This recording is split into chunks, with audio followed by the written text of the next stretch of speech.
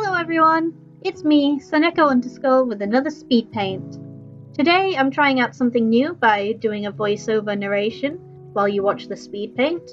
I do want this to become the sort of norm, but I'm sorry if I'm a little awkward. But anyway, today I'm drawing Michael and his Eevee from Pokemon XD Gale of Darkness. Because today is the 21st anniversary of the game coming out! Yippee!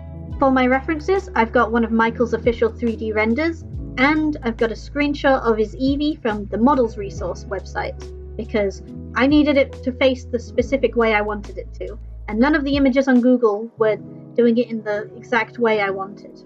As you can see, I'm not fully tracing over these images, I'm just using them as a loose reference for where I want his head and the Eevee to be, because I know I want him to be holding the Eevee and looking down at it, but I'm very bad at imagining how it would actually look in my head, so doing this just gives me a nice visual reference for what I want.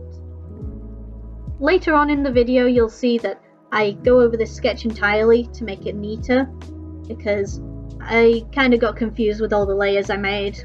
And here's the part where I completely forgot how to draw arms and hands, because I was trying so hard to figure out where his hand would go and how far across his arm would be at that angle.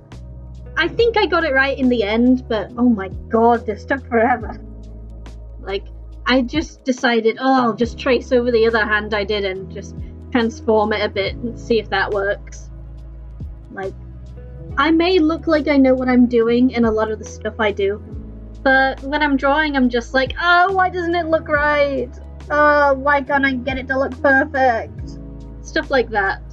And here we can see that I've put all of my previous sketch layers into a folder and put them at a low opacity so that I can go over them on a new layer to make a nicer and cleaner sketch. Now, I don't really change any of the details that I did in the first sketch. I just make them nicer to look at and less complicated. If you're wondering why I didn't draw his goggles or his aura reader, which is the little device that's on his head, I just didn't know how to draw them properly. The rest of his outfit wasn't too hard, except the snag machine. I hated drawing that, but I think it turned out really well in the end. I do think that the Eevee looks really stupid. I love its little face so much. It looks kind of off model, but also kind of really close to the actual thing. It's got such a stupid, happy little face, and I love it. I remember as I was drawing this, I was wait, did I make his hand too big again? And then I was oh no, I just haven't put the snag machine mechanism on his hand yet. And then it looked fine. I know Eevee only has one toe bean, but I thought it would look better with 4 total.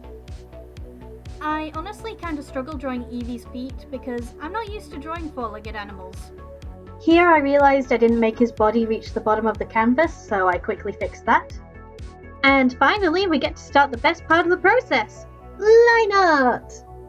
Personally, my favourite thing about my art style is my line art, because I love using my nice thick chunky lines on everything, because it just makes the piece look better, in my opinion. When I'm doing traditional art or sketches, I don't really use thick lines as much, because on paper it's a lot harder to get a nice consistent line. But with digital art, I can erase or add as much as I like with no problem. But that's not to say that I hate thin line art at all. Some people make it look really good, because the colour, rendering and the background is usually the focus of other people's stuff, whereas for me it's the opposite. Quick side note, I just found out that my phone microphone records way better than my headphones. My headphones started not working properly, so I thought, I might as well try my phone, and oh my god, what is this? It works way better! So the rest of the video is going to be talking through my phone. Whilst you watch me struggle to draw Eevee's face, I'm going to tell you about the team I had while playing Pokemon XD for the first time. My team consisted of Zippy Zap the Jolteon, Firefox the Ninetales, Skellybone the Dusclops, Majesty the Flygon, Beyblade the Claydol, and Oakley the Shiftry. Because Pokemon XD is a game where you mainly do double battles, I've made sure that my team has a lot of synergy with each other, and can still work even if my important ones die early on. My main strategy was to have Dusclops and Claydol out, and then I could use Explosion and hopefully kill the opponents, And then depending on the situation, I could bring out Oakley, my shift tree, who can then use Fake Out on the first turn and flinch the opposing Pokemon. Or I can bring out Ninetales and have it use Heat Wave and have Dusclops use Blizzard. That way I'm attacking both Pokemon on both of my turns and doing the most damage I can. Another good strategy was having Flygon and Claydol out, and because Claydol has Levitate, I can use Earthquake as many times as I like with Flygon. My Jolteon wasn't exactly the most useful thing on my team, because it had Thunder, Double Kick, Quick Attack, and Tail Whip. Because this was my first time playing, I didn't know where any of the TMs were, or which ones could be bought at shops, until I'd already gotten through most of the game. And I've never used a Jolteon before, so I didn't realize how late it learned Thunder. I think it was like level 50 something. So I was using Thundershock for most of my playthrough, because I'm an idiot. But I just can't get rid of a starter. Like, starter Pokemon are your best friend, you cannot get rid of them. Now I bet you're thinking, I thought you were a super fan of this series. What do you mean you only played this game for the first time recently? Well, that's because I did only just play it recently. Because Nintendo put it on the Nintendo Switch Online expansion pass earlier this year. But trust me, if I could have bought the original GameCube version of this game, I would have. But unfortunately, if I wanted to buy one, it would cost me anywhere from 150 to 200 Great British pounds, plus however much it costs to get on a bus or a train to the other side of the country to find any of these stores that sell it. So paying around like 30 quid for the expansion pass thing was way cheaper than buying the GameCube version. So, which do I think is the better game? Pokemon XD, because it has a lot of quality of life changes that make everything that Colosseum built up way better. First of all, you don't have another character following you around, which means you won't get stuck anywhere. Because that would happen to me all the time, especially when walking in Agate Village and there's all the hills. Rui would always get stuck on, like, the little ledges. It was kind of funny, but kind of annoying. And in the Pokemon summary menu, it tells you which types are physical or special. I love this because I would always forget which ones are which, because I didn't really grow up with the knowledge that special and physical existed, because my first mainline game that I played through was Diamond, and that was after the split. Back to the Speedpaint for a moment, I need to explain the shading process I do, because it's a little weird on Fire Alpaca.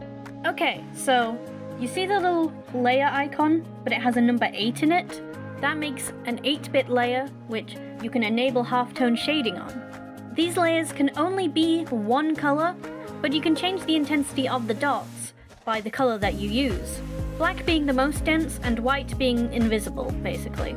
You can add a clipping layer above so that you can change the colors on the halftone layer, so it's not that big of a deal. I usually do my shading in a dark purple on a multiplier layer, and then later I'll get a clipping layer, then I can change things as needed as I'm getting to the end of the drawing. These 8-bit halftone layers work with all the different layer modes as usual. The shading that I do is done on a multiply layer, and the lighter color you see me adding is done on a hard light layer. Personally, I think my way of shading is really simple, but I make it look good, at least to me.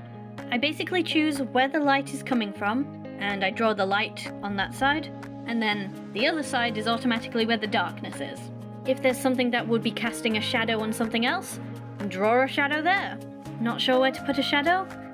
Just take a gamble and see what looks good. I don't really expect people to be zooming in on my art and looking at all of my shadows and being like, that's not very realistic. Actually, this art sucks now. Because, no. People are just gonna briefly look at it while scrolling on social media and be like, wow, that looks pretty. And then they'll move on with their day. My number one art tip is that unless you're making art that's specifically meant to be graded, like if you're in college or university, then you don't need your art to be 100% realistic and perfect. You just need to make it look good to you. Of course, learning techniques and fundamentals and all that important stuff is needed. But if you're just a beginner starting out, then try experimenting, see what works out. Like, I'm nowhere near being a pro, but I can still make really pretty art. And so can you, if you try your best.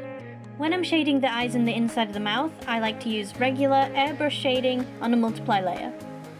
As I'm recording and editing this, I decided to see when I first started to shade eyes like this, because I knew I haven't been doing it for too long. And apparently it's almost exactly been a year. August 12th.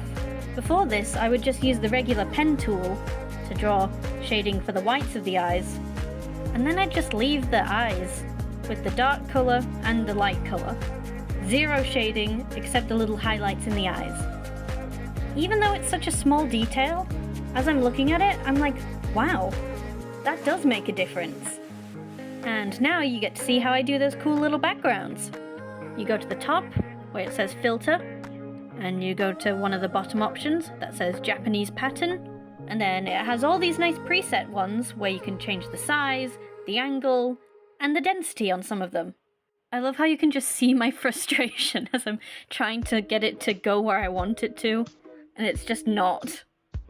The text was really easy to do, it's just the regular Arial font, and with that adjusted, we are done! Here's the finished full art, which you can view on my Tumblr or my Blue Sky. If you like my art style, consider checking my VGen where I have my commissions open, and I also have 2 adoptables that you can buy on there. Like and subscribe.